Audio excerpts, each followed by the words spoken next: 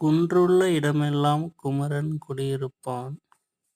So மலைகள் எல்லாம் இருக்கின்ற இடத்தில்தான் மகாதேவன் ஆகிய முருகன் குடியிருப்பான்.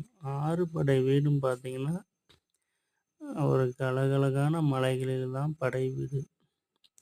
ஸோ அதுபோல இந்த தர்மபுரி மாவட்டத்தில் கருத்தானூர் என்கிற ஒரு அழகான கிராமத்தில் அருள் பாலிக்கின்றார் ஸ்ரீ கந்த வடிவேலவன் திருக்கோவிலில் முருகன் காட்சியளிக்கின்றார்.